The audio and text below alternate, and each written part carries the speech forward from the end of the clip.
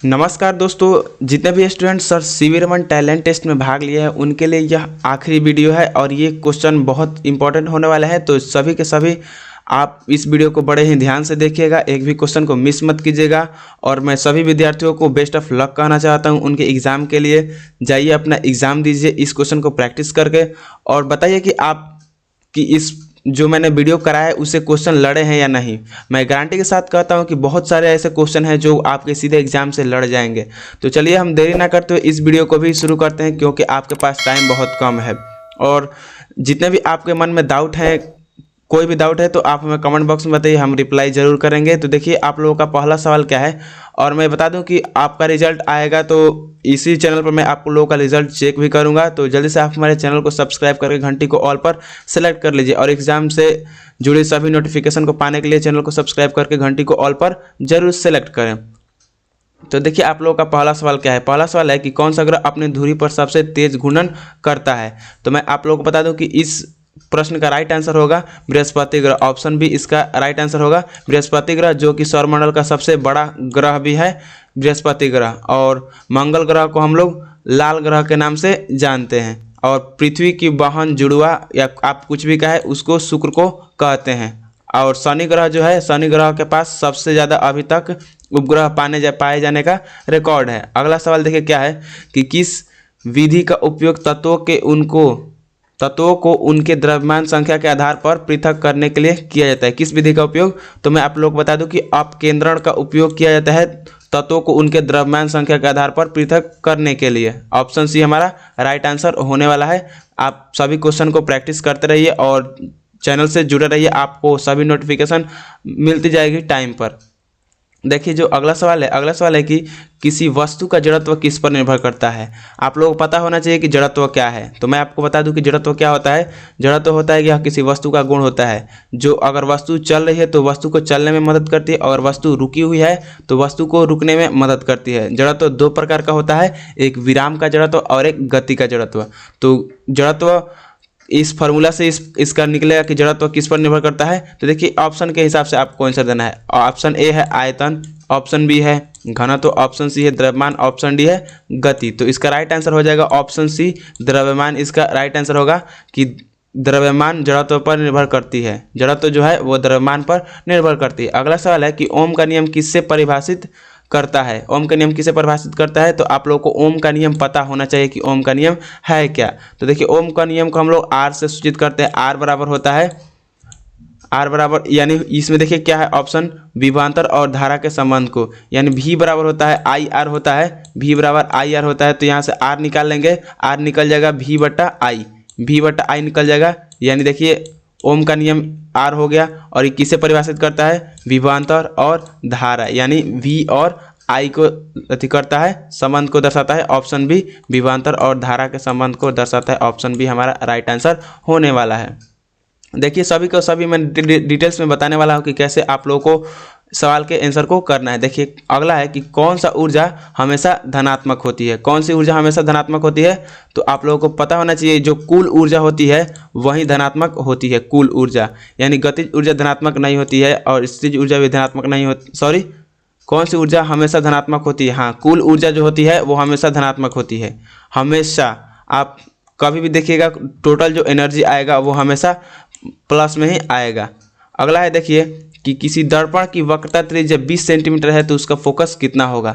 तो आप लोगों को पता होना चाहिए फोकस और त्रिज्या में संबंध। तो एफ बराबर होता है आर बाई टू होता है, एफ बराबर आर बाई टू, यानी वक्रता त्रिज्या को आर सूचित करते हैं। आर बराबर दिया है 20 सेंटीमीटर, तो फोकस उसका आधा होता है, यानी 20 का आधा कितना हो जाएगा 10। हमारा राइट आंसर होने वाला है ऑप्शन बी 10 सेंटीमीटर उस दर्पण का फोकस होगा। फोकस क्या होता है, फोकस वह बिंदु होता है दर्पण के अक्ष पर, प्रधान अक्ष पर वह बिंदु होता है जहां पर दर्पण से सभी किरणें टकराने के बाद एक बिंदु पर मिलती है।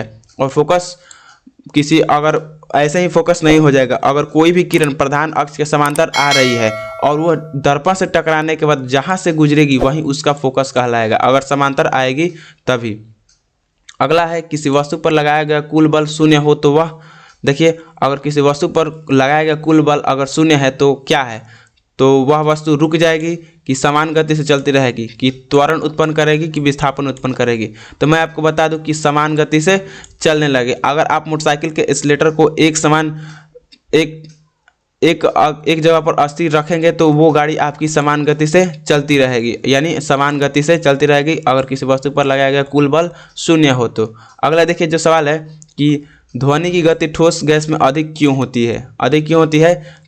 ऑप्शन ए है कि ठोस का घनत्व अधिक होता है, ऑप्शन बी है कि ठोस के अणु अधिक निकट होते हैं, ऑप्शन सी है कि ठोस में गुरुत्वाकर्षण कम होता है, ऑप्शन डी है कि ठोस में प्रतिरोध अधिक होता है। तो आप लोगों को पता होना चाहिए कि ठोस में जो कण होते हैं, अंतरा आणविक अणु जो होते हैं वो बहुत ही नज़दीक होते हैं, जिसके कारण उसको ठोस कहा जाता है। ठोस क्यों कहा जाता है? क्योंकि उसका द्रव्यमान भी निश्चित है, आयतन भी निश्चित है, यानी उसके जो कण होते हैं वो बहुत पास पास रहते हैं, एक दूसरे को बहुत अधिक से जकड़े रहते हैं, और वहीं ध्वनि की जो तरंग होती है उसी को स्थानांतरित कर देती है बहुत जल्दी मात्रा में, इसलिए ध्वनि की गति ठोस में अधिक होती है। अगला है सवाल कि रेडियोधर्मी तत्वों में विखंडन प्रक्रिया के दौरान कौन सा कण सबसे पहले मुक्त होता है।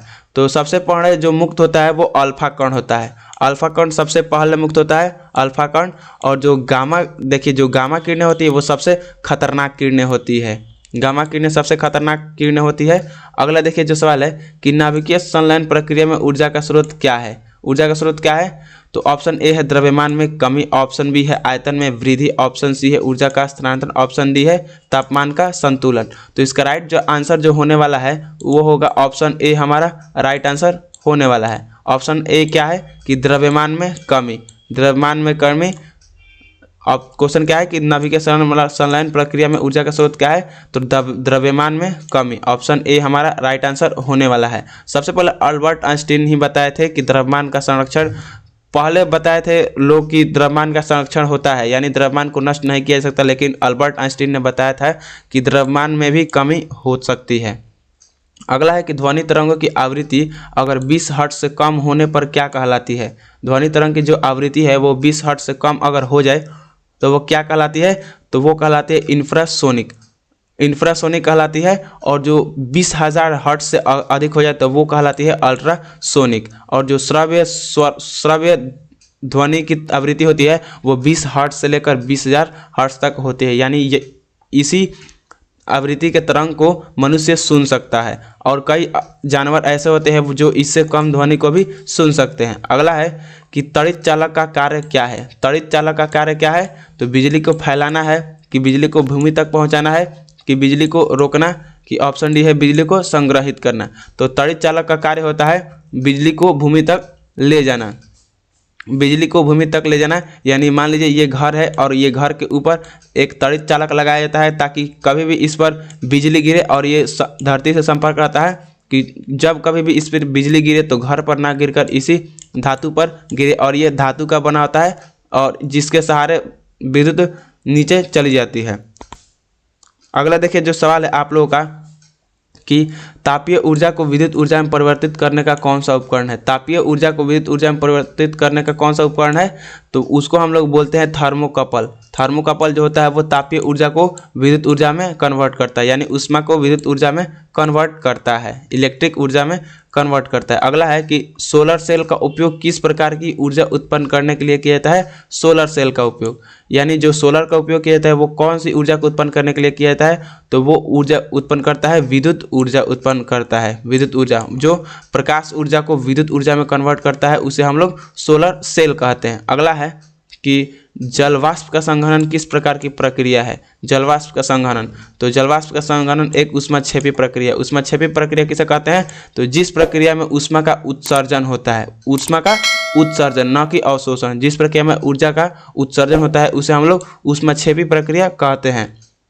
और जिस प्रक्रिया को कराने के लिए हमें खुद से अगर उसमें ऊष्मा देना हो तो उसे हम लोग कहते हैं ऊष्माशोषी। ऊष्माशोषी हम लोग उसको कहते हैं। और इसका आंसर क्या था कि ऊष्माक्षेपी, यानी जलवाष्प का संघनन एक ऊष्माक्षेपी प्रक्रिया होती है।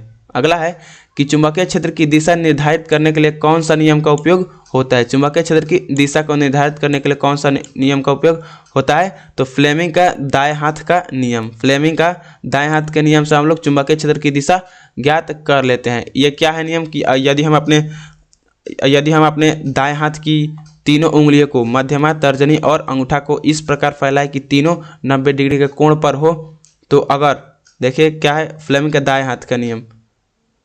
चलिए हम आगे बढ़ते हैं, आप लोग का टाइम ना वेस्ट करते हुए, आप लोगों को पता होगा ही। देखिए क्या है कि यदि कोई तार 5 एम्पियर की धारा प्रवाहित करता है और प्रतिरोध 2 एम्पियर हो तो विभवांतर, ये ओम के नियम से बन जाएगा।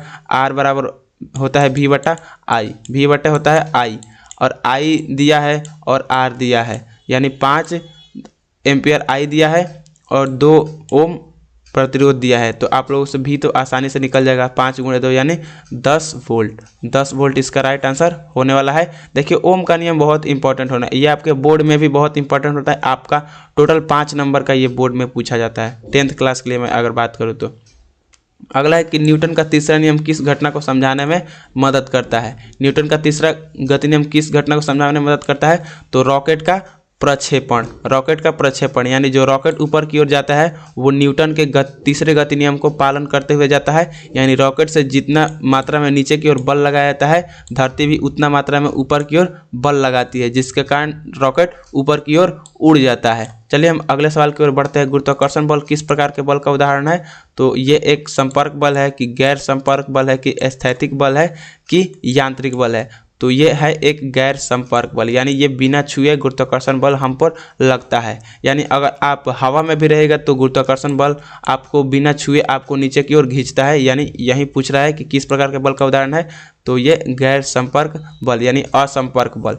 अगला है कि गुरुत्वाकर्षण का मान पृथ्वी की सतह पर कितना होता है। गुरुत्वाकर्षण का मान पृथ्वी की सतह पर कितना होता है, तो वो होता है 9.8 मीटर पर सेकंड का स्क्वायर। यानी अगला देखिए क्या है कि पानी की गुप्त ऊष्मा का मान क्या है। पानी की गुप्त ऊष्मा का मान क्या होता है, तो पानी की गुप्त ऊष्मा का मान होता है 2260 जूल पर ग्राम। 2260 जूल पर ग्राम, ऑप्शन डी हमारा राइट आंसर होने वाला है। अगला है कि कौन सा तत्व पानी का जीवन कहा जाता है। कौन से तत्व को पानी का जीवन कहा जाता है, तो ऑक्सीजन को पानी के जीवन कहा जाता है।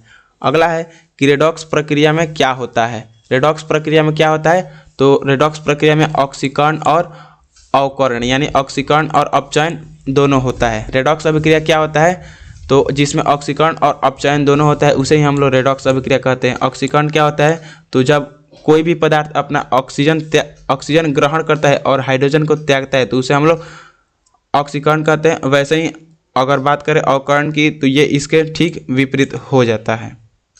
अगला है कि साबुन बनाने की प्रक्रिया को क्या कहा जाता है, तो साबुन बनाने की प्रक्रिया को हम लोग सैपोनिफिकेशन कहते हैं। इसको हम लोग साबुनीकरण भी कह सकते हैं, सैपोनिफिकेशन कहते हैं यानी साबुनीकरण कहते हैं। अगला है कि कौन सा पदार्थ जल का सबसे अच्छा चालक है। कौन सा पदार्थ जल का सबसे अच्छा चालक है, कौन सा पदार्थ जल का सबसे अच्छा चालक है, यानी जो समुद्री पानी होता है वो सबसे अच्छा चालक होता है। क्यों होता है, क्योंकि इसमें लवण की मात्रा बहुत अधिक मात्रा में होती है, यानी कि आयन की मात्रा बहुत अधिक मात्रा में होती है समुद्री पानी, यानी यह पानी खारा होता है, इसलिए यह बिजली का सबसे अच्छा चालक है। अगला है कि कौन सा अंग शरीर में फिल्टर का काम करता है। कौन सा अंग शरीर में फिल्टर का काम करता है, तो आपको पता होना चाहिए किडनी, यानी हमारा जो गुर्दा होता है वही हमारे शरीर में फिल्टर का काम करता है। और आप कमेंट बॉक्स में बताइए कि यह किस चीज़ को फिल्टर करने का काम करता है।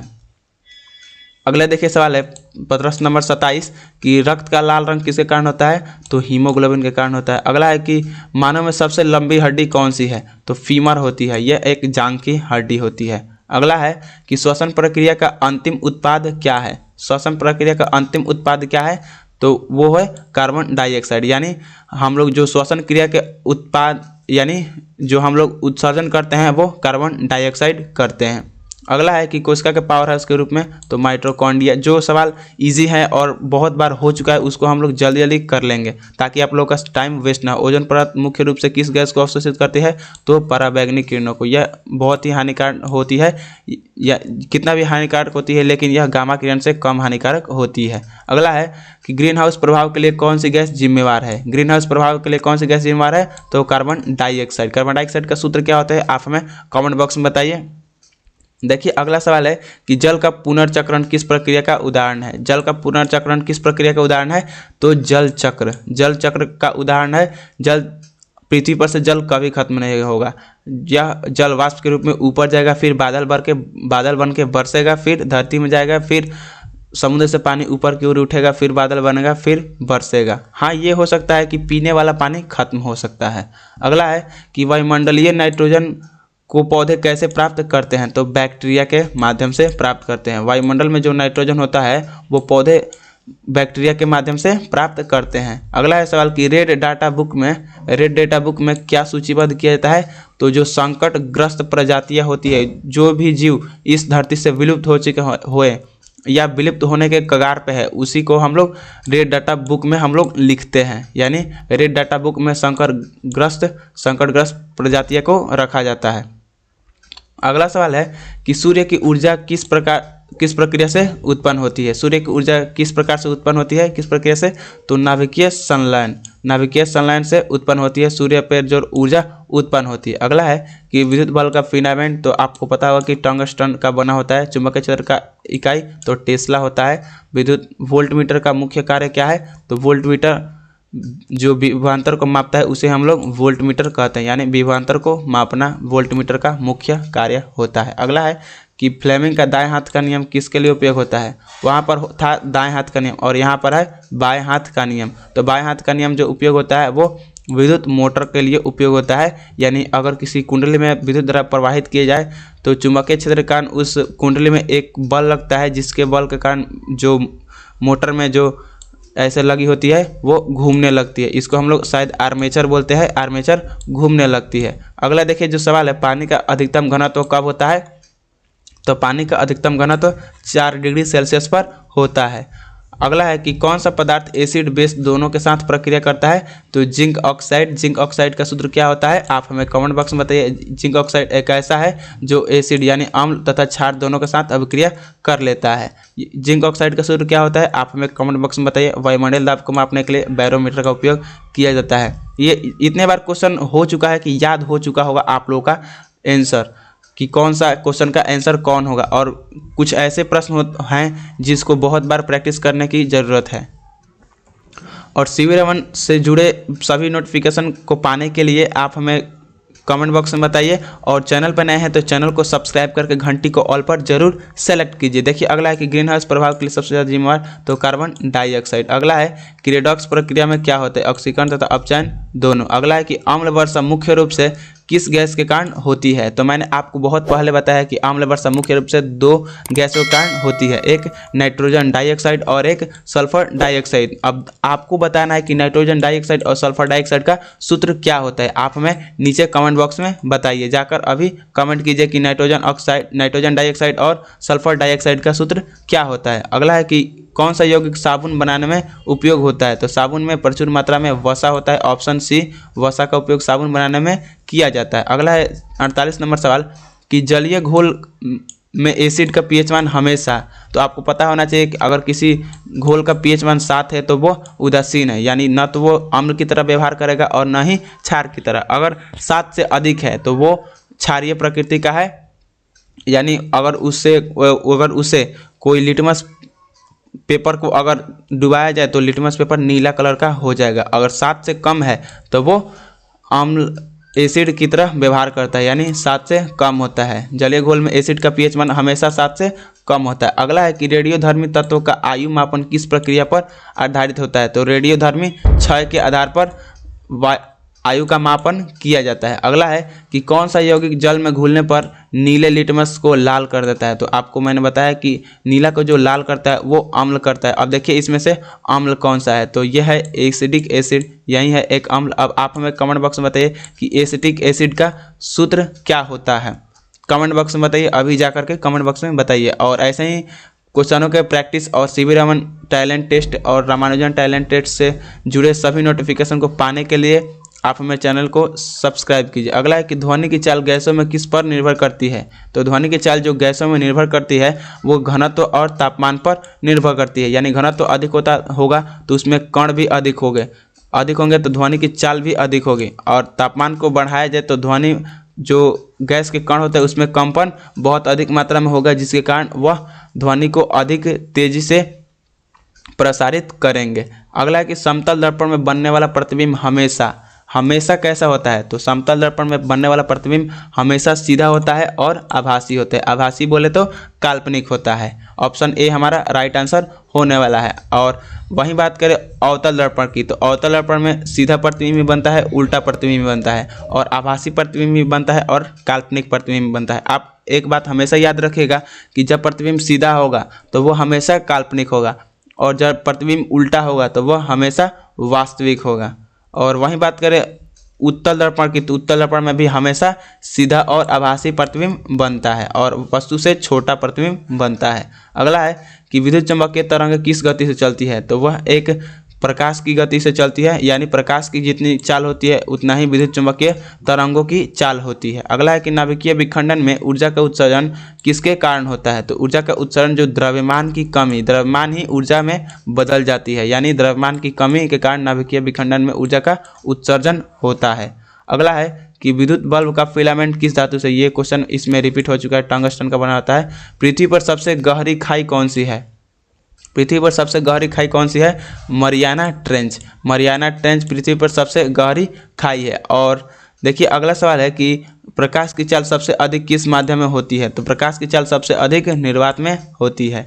अगला है कि न्यूटन का कौन सा नियम रॉकेट प्रक्षेपण को समझने में मदद करता है, तो न्यूटन का तीसरा गति नियम। अगला है कि चुंबकीय क्षेत्र रेखाएं किस दिशा में चलती है, चुंबकीय क्षेत्र रेखाएं किस दिशा में चलती है, तो चुंबकीय क्षेत्र रेखाएं चुंबक के ध्रुव से बाहर की ओर उत्तर ध्रुव से निकलकर दक्षिण ध्रुव में प्रवेश करती है, यानी उत्तर ध्रुव से दक्षिण ध्रुव में प्रवेश करती है। अगर वहीं बात करें चुंबक के अंदर, तो चुंबक के अंदर ध्रुव दक्षिण ध्रुव से उत्तर ध्रुव की ओर जाती है, यानी इस क्वेश्चन का आंसर ऑप्शन सी होगा, यानी चुंबक के बाहर पूछ रहा है तो उत्तर ध्रुव से दक्षिण ध्रुव। अगला है कि यदि बल 10 न्यूटन है और सतह का क्षेत्रफल 5 मीटर स्क्वायर है तो दाब कितना होगा, तो आप लोगों को पता होगा कि दाब का सूत्र होता है बल बटा क्षेत्रफल। बल का मान दिया है 10 न्यूटन और क्षेत्रफल का मान दिया है 5 मीटर स्क्वायर, तो आप लोगों से दाब निकल ही जाएगा 10/5 यानी 2 पास्कल। 2 पास्कल होता है और 1 पास्कल बराबर होता है 1 न्यूटन पर मीटर का स्क्वायर, यानी 2 पास्कल इसका आंसर हो जाएगा। अगला है कि मनुष्य में रक्त का मुख्य कार्य क्या है, तो ऑक्सीजन का परिवहन करना रक्त का मुख्य कार्य। अगला है कि पौधों में जल का परिवहन किस संरचना के द्वारा होता है, तो पूछ रहा है जल का परिवहन, तो जल का परिवहन जाइलम द्वारा होता है। देखिए ज से जल का परिवहन और ज से जाइलम होता है। अगला है कि कौन सा अंग रक्तचाप नियंत्रित करता है, तो रक्तचाप को नियंत्रित करने का कार्य हमारा हृदय करता है। यही निर्भर करता है कि 1 मिनट में कितना बार धड़केगा और कितना रक्तचाप यानी ब्लड प्रेशर होगा। अगला है कि मानव शरीर में सबसे लंबी कोशिका कौन सी होती है, तो सबसे जो लंबी कोशिका होती है वो तंत्रिका कोशिका होती है। तंत्रिका कोशिका सबसे लंबी कोशिका होती है। अगला है कि न्यूरॉन का कार्य क्या है, तो न्यूरॉन का कार्य होता है हमारे शरीर में संदेश को एक जगह से दूसरे जगह पर भेजना, यानी कहीं पे भी हमारे शरीर में चोट लगता है तो न्यूरॉन ही संदेश हमारे ब्रेन को भेजता है कि आपको इस जगह पर चोट लगा है, और ब्रेन हमारा उस जगह पर दर्द का महसूस कराता है। अगला है कि श्वसन क्रिया में ऊर्जा का उत्पादन कहाँ होता है, श्वसन क्रिया में ऊर्जा का उत्पादन माइटोकॉन्ड्रिया में होता है। माइटोकॉन्ड्रिया को पावर हाउस कहा जाता है। डीएनए का मुख्य कार्य क्या है, डीएनए का मुख्य कार्य होता है आनुवंशिक जानकारी का भंडारण। और ऐसे ही क्वेश्चन और प्रैक्टिस करने के लिए आप हमारे पिछले वीडियो को देख सकते हैं और चैनल को सब्सक्राइब कर सकते हैं। अगला है कि मानव शरीर में सबसे बड़ी ग्रंथि, तो यकृत होती है सबसे बड़ी ग्रंथि। शरीर में किस विटामिन की कमी से रक्तावधि होता है, तो रक्तावधि विटामिन ए की कमी से होता है। अगला है कि विटामिन सूर्य के प्रकाश में कौन सा विटामिन पाया जाता है, तो सूर्य के प्रकाश में विटामिन डी पाया जाता है। और इस प्रैक्टिस सेशन में इतना ही प्रश्न। आशा करते हैं कि ये वीडियो आपको पसंद आई होगी और ये वीडियो आपके एग्ज़ाम में इम्पोर्टेंट होने वाली है। तो अगर आपने हमारे और भी वीडियो को नहीं देखा है तो जाकर आप हमारे चैनल के प्लेलिस्ट में जाकर देख सकते हैं। आप ऐसे ही क्वेश्चन का प्रैक्टिस कर सकते हैं और इस एग्ज़ाम से कोई भी नोटिफिकेशन पाने के लिए आप हमारे चैनल को सब्सक्राइब कीजिए और दोस्तों में शेयर कीजिए। तो मिलते हैं जबकि कोई नया नोटिफिकेशन आता है या देखते हैं समय रहता है तो और आप लोगों के लिए प्रैक्टिस क्वेश्चन लाते हैं।